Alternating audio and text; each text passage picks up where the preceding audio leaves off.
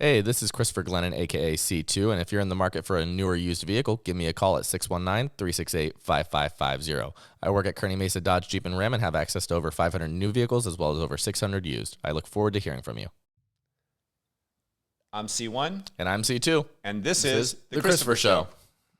And today we're going to start off talking about electric vehicles versus fuel vehicles versus hydrogen vehicles. This is your industry, so I wanted to tackle it a little bit, talk about some of the things that you encounter, some of the things that you know, because obviously the industry is evolving as it goes. California is trying to get rid of gas vehicles by, 2030? 2030, and I think the sale of all gas vehicles by 2050, I want to say. So that to me is fascinating, just because when you look at electricity and you look where it comes from, it stems from all the same resources that they're trying to say stay away from, especially petroleum, fossil fuels, nuclear energy, biomass, different things so you're still winding up using the same kind of energy to fuel the cars. Yeah, it's just a different form now. It's electric, but it's still being powered by all the same stuff that a regular gas vehicle is getting powered by.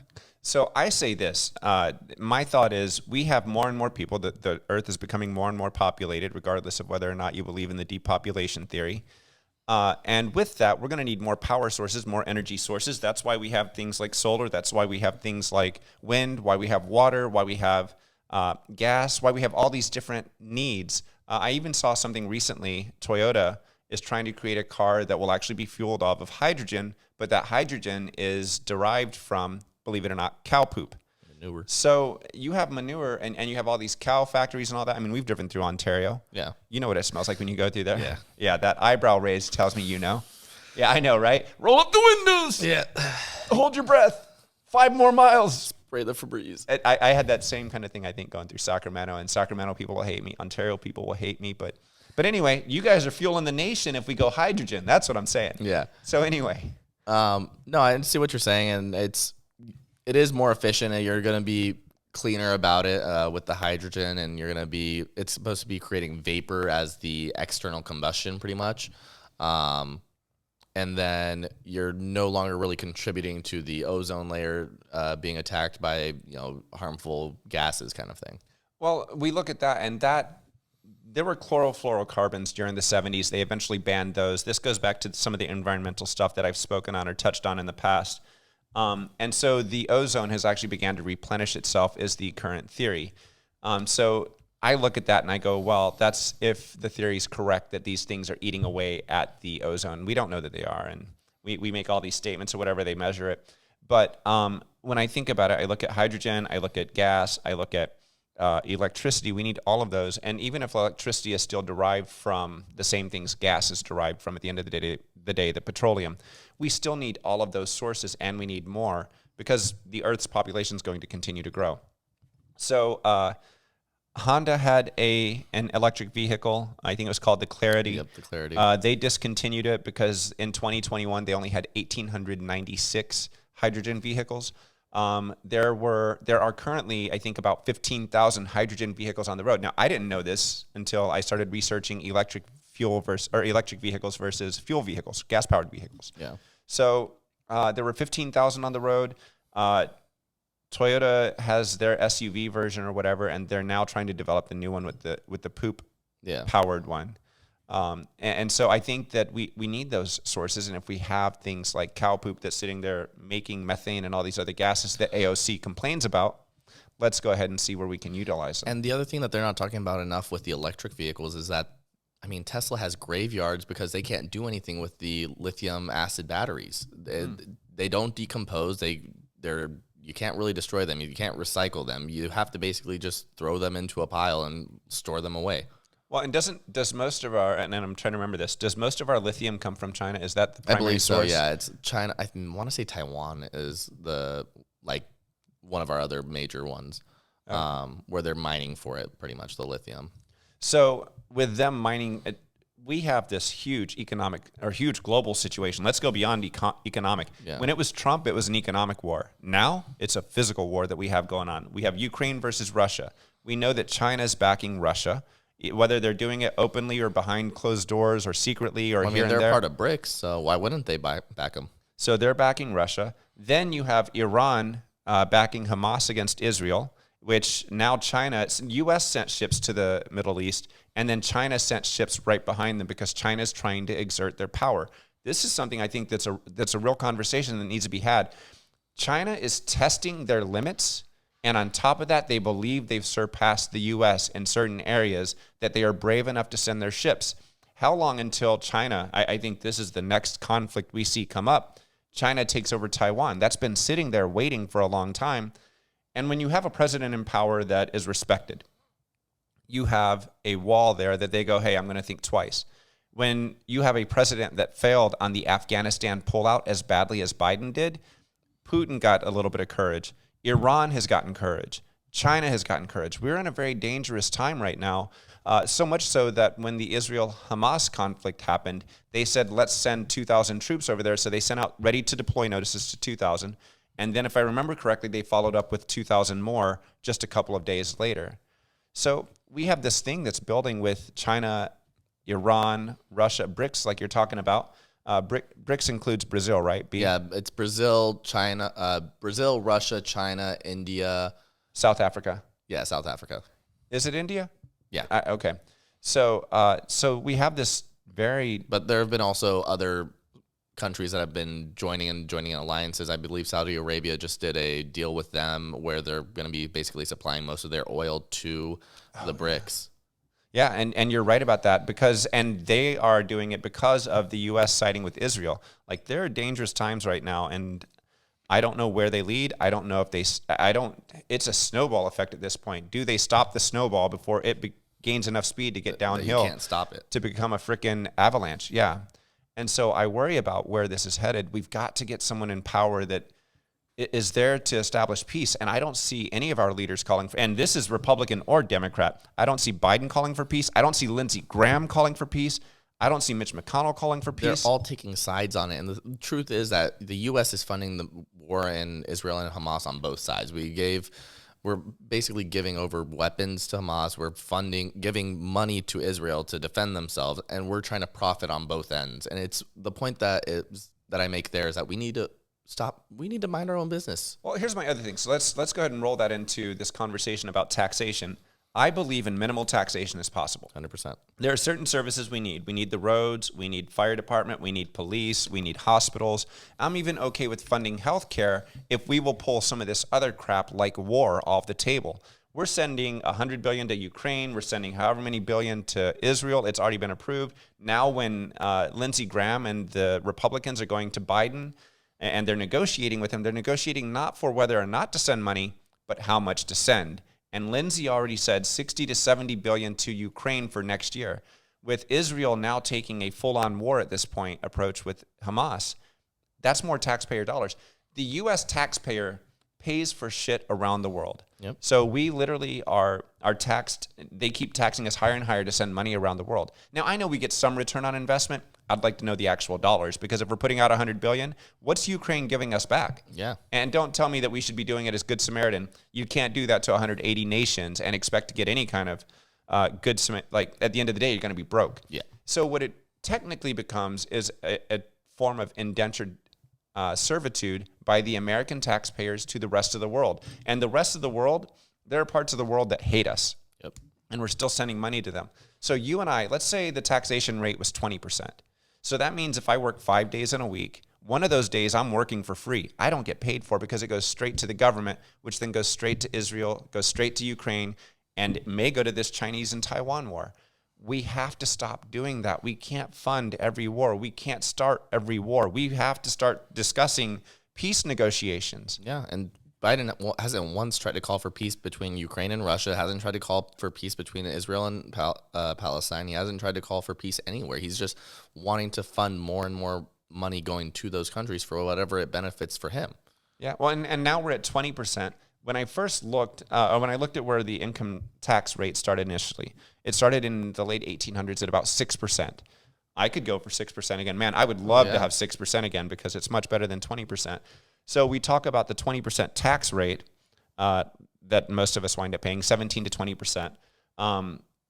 If you're in the what's it called? The lower class, then I think it's like 0% or something like that. But the fact that we pay 20% means we're working 1 day every week for free to give to the government. Then you add the interest rate on top of it. Yep. And we've talked about this on previous episodes, but when the income tax or when the interest rate is at 6%, that is for someone that has good credit. You just bought a car recently. Yep. And thank God you have good credit. And first-time buyer as well. And I stress that over the years to protect your credit. Yeah, I mean, the way that I was able to build my credit was I got a credit card back in, I want to say it was 2019, shortly after I turned 18. Yep. And every time I had enough money to buy something, whether it was food, gas, groceries, I had the money in my bank account.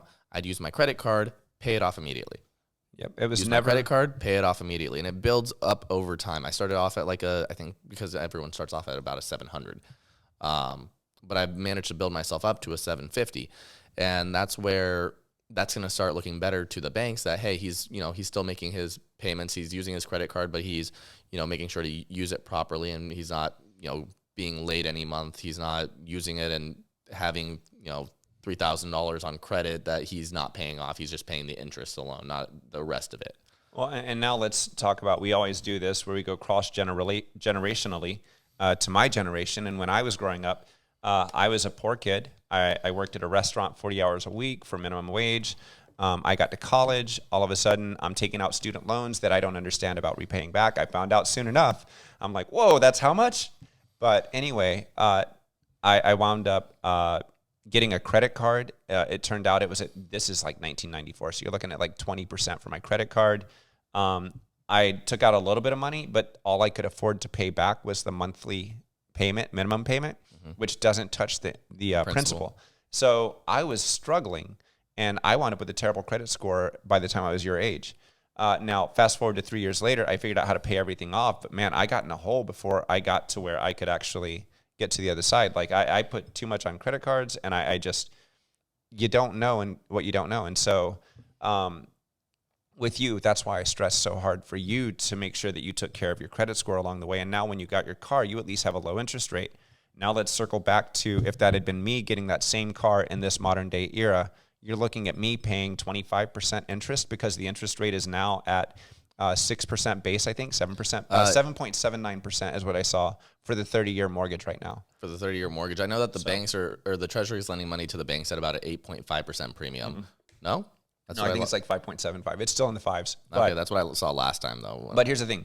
That's what they get it for from the central bank. They then tack on their own so that they make money on top of that because they have to. I mean, that to me makes sense, but it's gotten out of control, and that's why people need finance classes. Like we talk about things that you should take practically in high school, and until you start getting to where you can apply it, I don't know that you can actually learn finance. And so the only way to learn, unfortunately, for some people is to make mistakes. And that's how I learned and then got my finance degree. I was like, oof, I need to know this stuff. Yeah. And that became one of my best decisions that I made in my youth. And the reason I say that is a lot of people go to college and they get these bullshit degrees. Let's be honest. Underwater basket weaving is the one that I hear the most. I think there's now a degree where you can get in like Harry Styles history or something like that. Yeah. Like, I'm sorry, what are you going to do with that degree? Are you going to go teach music theory and just strictly Harry Styles? And then you want me to pay off your student loan so that you could learn about your freaking, I mean, might as well give Taylor Swift degrees at this point. Honestly, there's no point in knowing so much about I'm sorry, let me take that back. I'm sorry, Taylor. It's Taylor and Travis classes. Taylor and Travis Swift.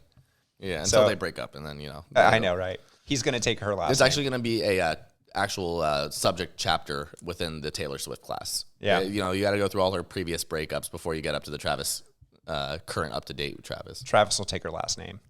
He's a modern man. He took the vaccine. I don't see why he stops taking anything after that. Travis Swift. Anyway. See it now.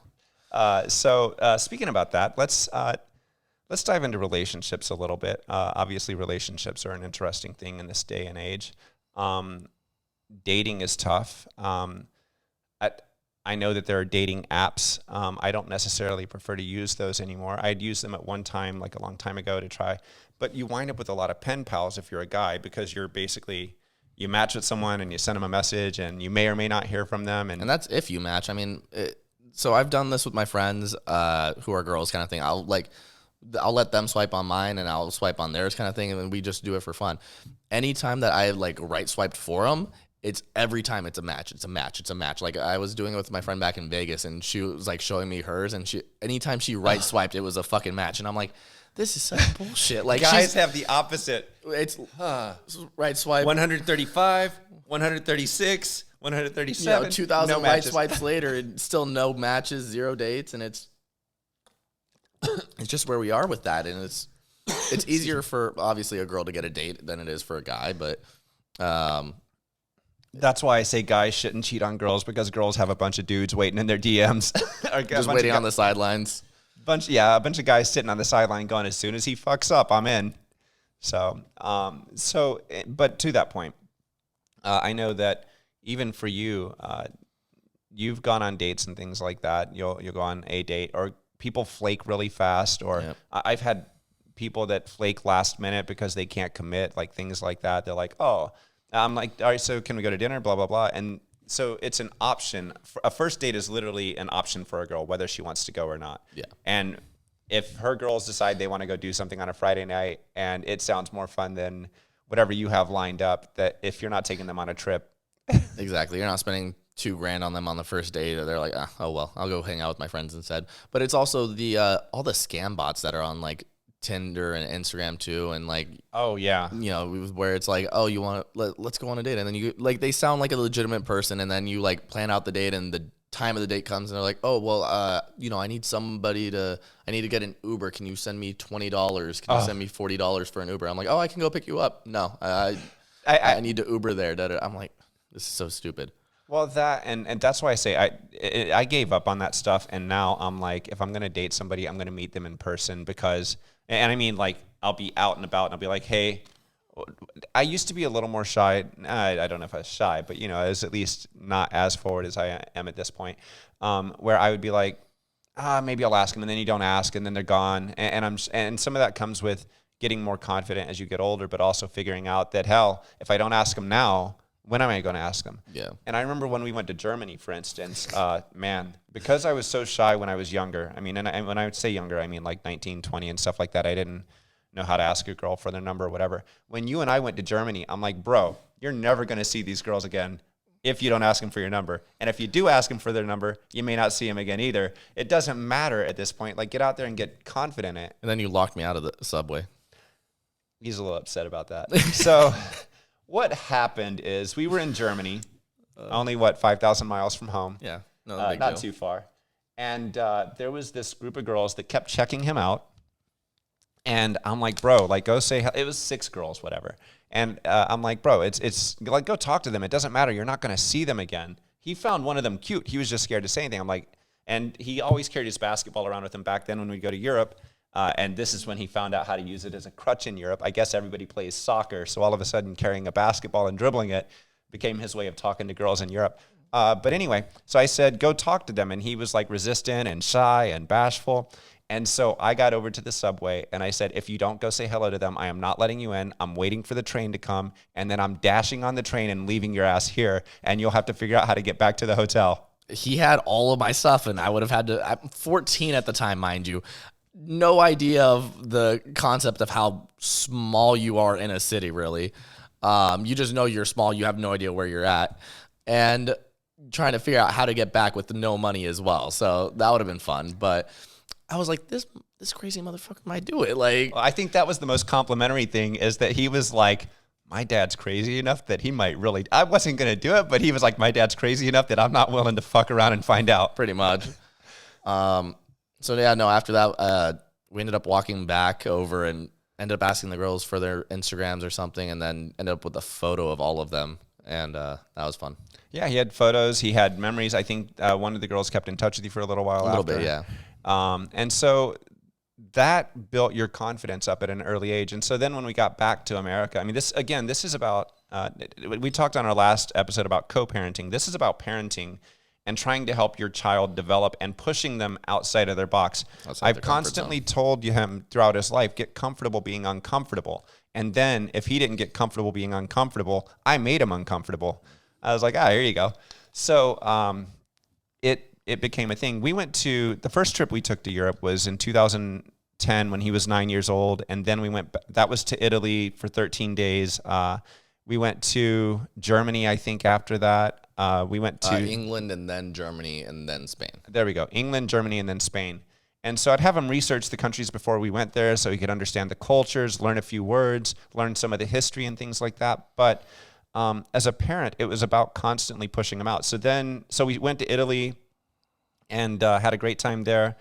When we went to England, I think he found a Swedish girl that he thought was cute. Then we went to Germany. He found a Swedish girl that he thought was cute. I'm like, I think there's a theme here, dude. Like, you need to date a Swedish girl. And sure enough, we go to Spain, and we're in Barcelona, and there's this other girl that he sees that he thinks is really cute as well. Just so happened to be Swedish, so, you know. So there was a constant theme there. I think we need to go to Sweden next. I know, right? I keep thinking that as well. Well, we were going to, and then the pandemic hit. Yeah. I was going to help you and be a wingman, but, you know, things screwed that up.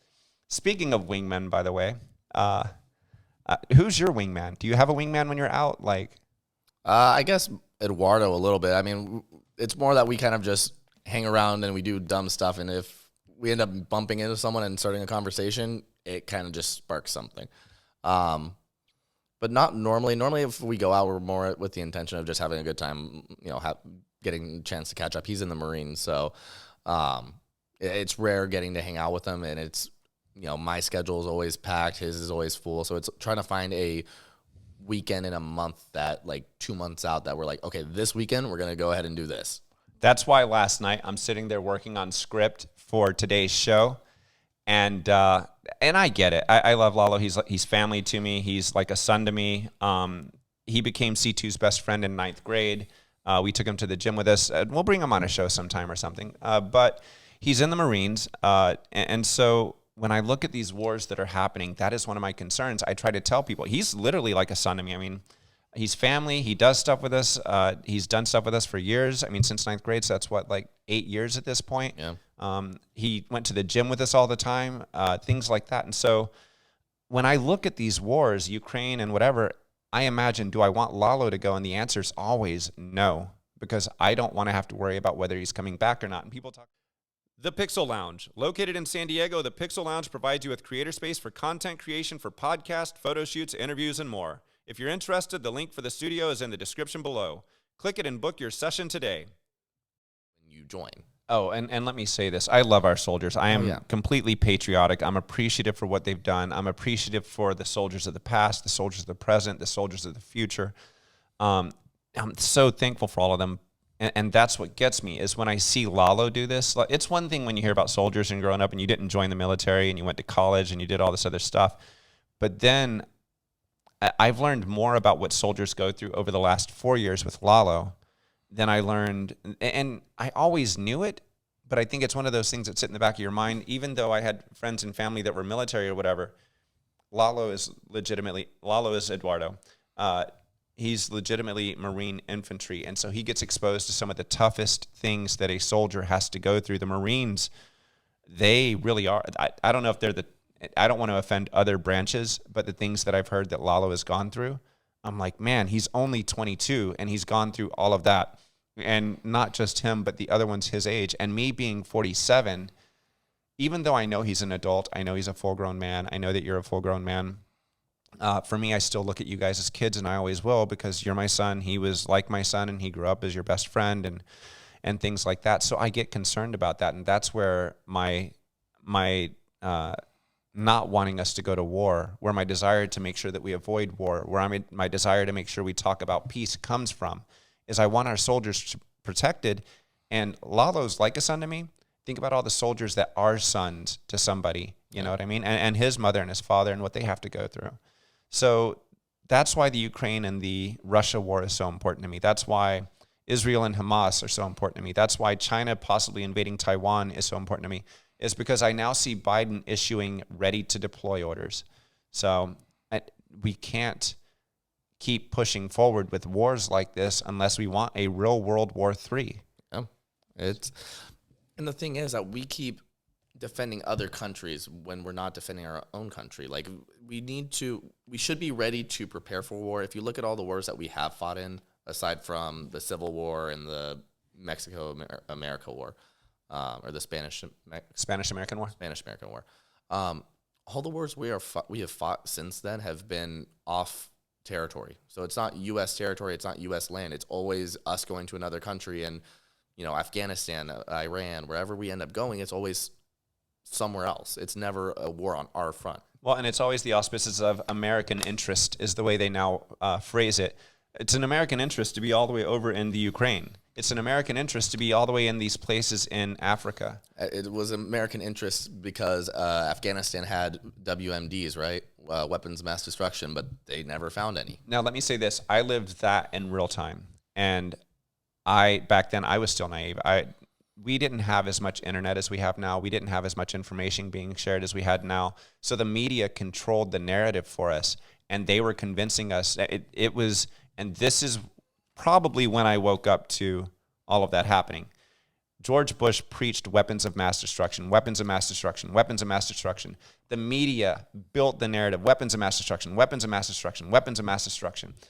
Americans, they were trying to get our buy-in to invade Iraq. Mm-hmm. Then, like you said, they invade Iraq, they take out Saddam Hussein, they hang him and all this other stuff, and then they never find any weapons of mass destruction. And then they go, well, maybe they shuttled them out of there. That's why I don't trust our government. And I haven't trusted our government since then, because they also took some freedoms back then that they're signified in certain things that I see. For instance, you used to be able to go to the airport window and sit with your family member and watch them take off. And don't get me wrong, it's more efficient if you don't now, because then people just get shuttled into the airport and take off. But that just signifies or symbolizes some of the freedoms that we lost that we never got back. You still can't do that to this day. Now you have to walk through metal detectors every time you go in the airport. Now you're controlled by the fear that if you don't do this, then a terrorist is going to wind up on an airplane. Yeah. But we leave our border wide open to the south. So you can't get on an airplane without ID. You can't get on an airplane without going through a metal detector. But you can come across our border as much as you want, and we don't care who you are. Yeah. To the tune of millions. And I said this on our last episode, or on one of our episodes, 2.7 million in 2022, 2.8 million so far in 2023, on target for 5 million. So you're looking at 7.8 million people that crossed illegally. And then we look at what's happening in the Middle East. We look at what's happening in Russia and Ukraine. We look at the opportunity for terrorists to come across and to do harm here, because we are supporting Israel. Yeah. And so I'm not saying it's going to be a Palestinian or anything. I'm not assigning any kind of ethnicity to it, but I am saying we have opened ourselves to legitimate terrorists that want to do harm, that could be from any country, that want to do harm to our nations. That's why I tell people now, I'm like, make sure you keep your eyes open when you're out and about, because we never know. And here's the thing. It's bound to happen soon with how much war we are providing, how much funding we are providing to any side of the war. I mean, we sent a military ship to help Israel that got attacked, and because of that, we decided that we're going to bomb Syria, or something like that happened. Something happened where we did attack Syria. I can't remember it. We did some kind of attack in Syria, and so we continue to do these things that are antagonizing people of other countries, and we're the aggressor in some respect in terms of what we're doing, because we're the ones that we're like, oh, we did it in defense, and our government is always going to tell us it was in self-defense. Because that's how you sell stuff like that. Yeah, and they don't tell us the real situation. We'll never know the real situation because it's all top secret anyway, as evidenced by the documents that Biden took home and left in his garage. Anyway, pause. I know, right? Different kind of pause, way different. But anyway, so I look at these things and I go, how do we get out of what we are headed toward right now? Because we're in a train going down a train track. It's not like an airplane that can change directions. This is a one-way train at the moment. How do we flip the switch and get the train to go the other way? Because we're barreling down toward a world war. Yeah. We're barreling down. People are picking sides. You have BRICS, like you're talking about. But let's take the real countries. North Korea, the ones that are threats. North Korea, Iran, Russia, China, thank you. And those are just four. And then I can't remember if the government in Brazil is pro-U.S. or not. But now even Middle Eastern countries are starting to pull away from us. Saudi Arabia was initially in a treaty of some sort that they were going to do with Israel. And now you see that breaking away. So now we're going back toward all of these wars. And that's what concerned me about having someone in power that's weak and that is not not pro-peace, that is not pro-get us out of war. I saw an article that said Biden was about ending all wars when he took office. And he's put us in more wars than we were in when Trump was in office. Trump was pulling us out of wars. Trump was trying to pull our troops back. And before Trump, I think Obama and Bush both were putting us in wars and putting us in places we didn't want to be. So we have to kind of start to wrap this up, we have to figure out as a society how to put people in power that are going to pull us out of that. I don't know if our citizens are intelligent enough Recognize it across the spectrum, and I mean Republican and Democrat, to recognize that we are on a train moving forward and nobody's pulling the brakes right now because nobody's calling for peace. Yeah. But we need to figure out how to do that. And so with that, I want to thank you for tuning in again today. This is C1. And I'm C2. And this is The Christopher Show. Thank you. The Merchant Card Group. If your business needs payment processing services, hit me up and I'll give you a referral code. With my referral code, send them your statement, and if they can't beat your current cost, they will give you $250. That's how confident they are that they can beat your cost. You can reach me at CA Glennon on Instagram or at 619-249-9328.